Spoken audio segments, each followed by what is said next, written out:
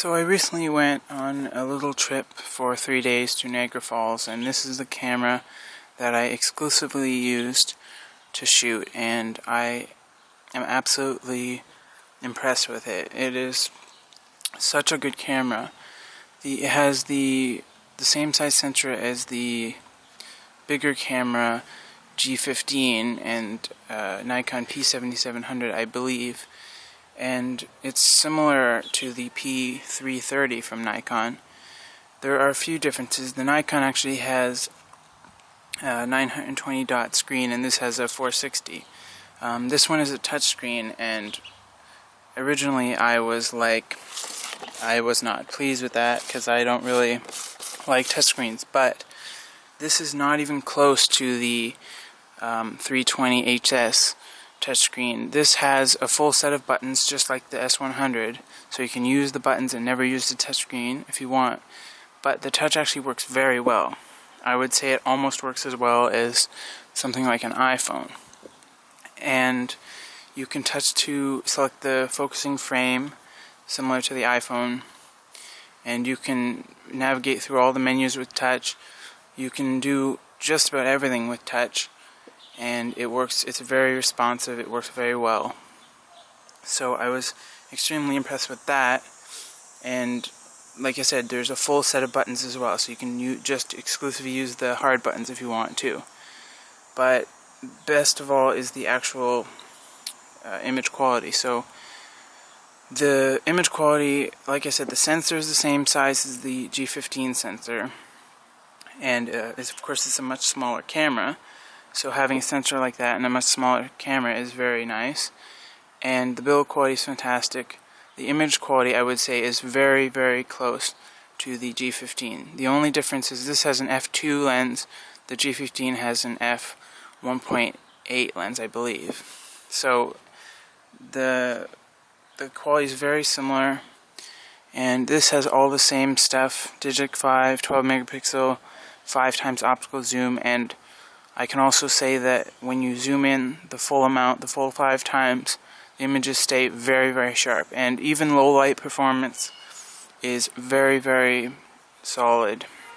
And higher ISO, anything up to 1600 ISO, even with JPEGs, are very good. So the actual camera itself is nice and small. It's larger and heavier than the Sony WX200 that I have by a fair amount, but it's not too much bigger, and it has a much better build quality. It's heavier a bit, but it's a lot more solid. It feels like it would be more durable. So you can see here it still has the full buttons, the full set of buttons that the S100 has, and the touch screen works extremely well. So you can see you can touch. I prefer P mode. You can touch to focus, and it works very well. You can also bring up the menus, and you can touch your way through them, and it works well. And there's plenty of things that you can do with the touch, and you can also do things with the zoom wheel that's on the lens. That's one of the features I really like, because it actually gives you like 28, 35, 50, 85, 100, 120 in steps, instead of just showing you how many times it is, or the other Canon cameras also give you like a distance. I prefer using this steps method, and that's really nice. It also has an electric up and down flash, which is really fast and really smooth, and so that works really nice. The dial at the top here is great. It has a good click to it.